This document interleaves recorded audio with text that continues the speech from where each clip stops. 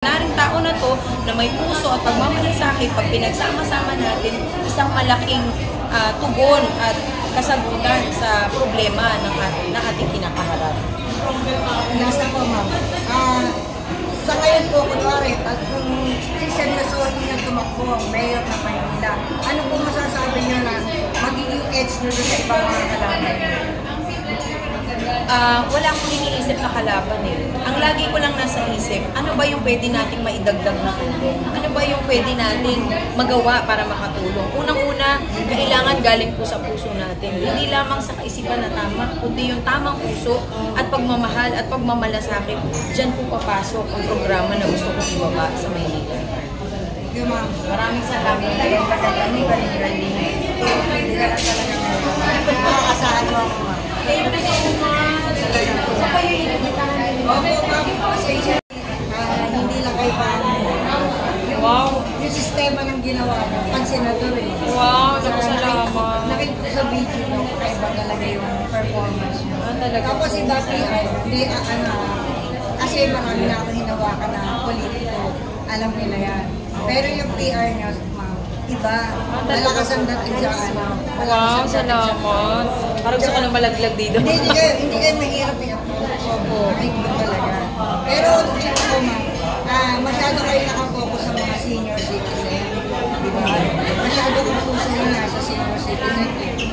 Meron po ba kayong ibang plano para sa mga ibang sektor ng pamahalaan? Yes, Para sa kanila, actually, siguro ang akala po ng lahat na senior citizen lang po ang ating tinututukan. Pero sa kabila po nito, marami po tayong tinututukan ng mga kabataan, yung mga single parents, yung mga livelihood program po sa bawat barangay. Tulungan, paano natin tutulungan yung mga maliliit na kababayan natin na wala nang hanap buhay. Ilan lang po yan sa mga gusto nating tutukan. Nagkataon lamang dahil tayo ay may mga magulang, tayo ay isang magulang na rin at mahalaga para sa atin ang senior citizen na magabayan pa rin natin dahil syempre pag tayo nagkaedad, nagkaroon ng nararamdaman, minsan parang pakiramdam natin walang aakay sa atin. So inuna ko po ang mga senior para naman ang mga magulang natin o yung mga lolo at lola natin, mabuhayan sila ng loob at magkaroon ng pag-asa at sunod-sunod na ang pamilya matutulungan po natin pag naumpisahan natin sa ating mga magulang. Bakit po yung online registration? Yun po ang una yung naging programa. Actually, yung online registration, dahil nakitaan ako ng magandang katangian ng National Commission of Senior Citizen dahil nga sa walang sawang pagtulong at pagbabako sa ating mga senior citizen, mga kabataan sa lahat ng mga barangay. So, nung nag-ask sila ng tulong sa akin, nakita ko ang kagandahan at magandang maidudulot ng programa. Kaya hindi nagdalawang salita at hindi rin ako nagdalawang isip.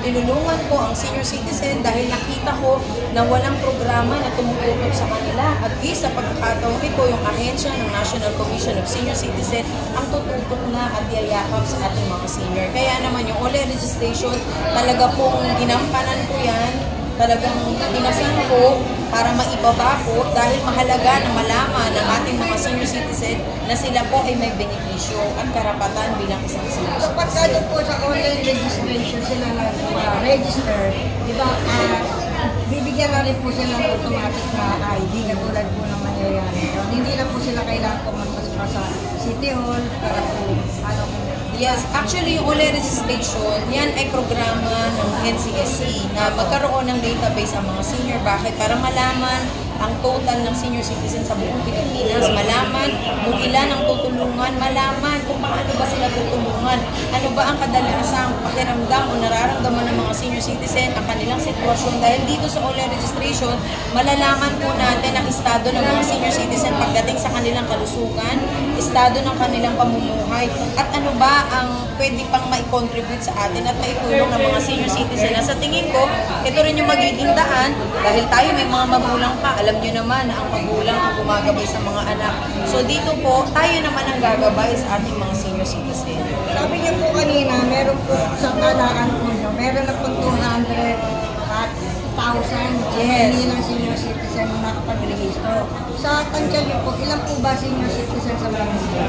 Sa kabuuan ng Maynila, 200,000 plus. At syempre nadadagdagan pa siya araw-araw kasi may nag-birthday. Yes, nakapag-rehistro na po ang kabuuan ng Maynila. Kung meron pang mga sumasali, yun yung mga nagkaka-birthday lang o yung kaka-senior lang. So nadadagdagan siya. Kaya naman kung meron pang mga senior na hindi pa namin na-rehistro, bumabalik sa barangay. Alam mo man yung ginagawa mo kasi diba, lumalakad ka sa ibang mga Lugar, yes, tama. mga probinsya. Hindi ba po preparasyon yun, hindi lang pang mayor, pang senador? Actually, wala pong kinalaman ng politika sa aking ginagawa. Ito po ay isang paraan ng isang Pilipino na makatulong sa kapwa niya Pilipino. Na hindi naman natin kailangan limitahan yung ating pagbaba at pagtulong sa isang lugar lamang. Kailangan talaga sa pagtulong sa ating mga kababayan, kailangan abutin natin lahat ng kaya po natin. Pero po sabi nyo kanina, ang nag-uudyok po sa inyo, ang mga kababayan, para tumulong kayo ng mayor sa Maynila. So ito po tinatag nyo na IRM, preparasyon na po ba ito para sa inyo, papagpag nyo po sa Maynila? Actually, itong IRM, isang organisasyon po ng isang grupo na ang tingin po nila sa akin ay isang ilaw daw. Isang ilaw ng tahanan na nagbibigay liwanag at pag-asa at gabay sa ating mga kababayan. Kaya hindi ko pwedeng sabihin na politika dahil tayo naman lahat bilang isang tao gusto natin maging ilaw sa lahat. Maliwanagan ang ating mga kababayang Pilipino na may programa at kailangan ang programa na ito ay malaman ng lahat at maibaba natin at maipaliwanag. Sabi niyo po kanina, gusto niyo pong buhayin muli ang Maynila para po kay Atienza yun, ganun po ang sinabi niya. Ano po ba problema ngayon sa Maynila? Malungkot po ba Maynila? Actually, to be honest, hindi lang naman ang Maynila ang nakakaranas ng kahirapan sa ngayon. Buong Pilipinas, lalo na tayo buong Pilipino nakakaranas. Pero yung pagtulong natin at pagbibigay ng magandang ehemplo sa ibang tao na kahit na wala tayo sa politika, tayo ay makakatulong. Isang paraan to para ang mga Pilipino naman matouch ang kanilang heart na kapag kaya nilang tumulong, hindi mo na pala kailangan maging isang politiko dahil kahit ordinaryong tao ka, pwede ka palang makatulong sa kababayan mo. At itong ordinaryong tao na to na may puso at pagmamalasakit, pag pinagsama-sama natin, isang malaking tugon at kasagutan sa problema na ating kinakaharap. Nasa po ma'am. Sa ngayon po, kunwari, at kung si Sen Lasohi na tumakbo ang mayor ng Maynila, ano po masasabi niyo na magiging edge niyo sa ibang mga kalaban? Wala akong iniisip na kalaban eh. Ang lagi ko lang nasa isip, ano ba yung pwede nating maidagdag na tulong? Ano ba yung pwede natin magawa para makatulong? Unang-una, kailangan galing po sa puso natin. Hindi lamang sa kaisipan na tama, kundi yung tamang puso at pagmamahal at pagmamalasakit. Diyan po papasok ang programa na gusto kong ibaba sa Maynila. Thank you ma'am. Maraming salamat.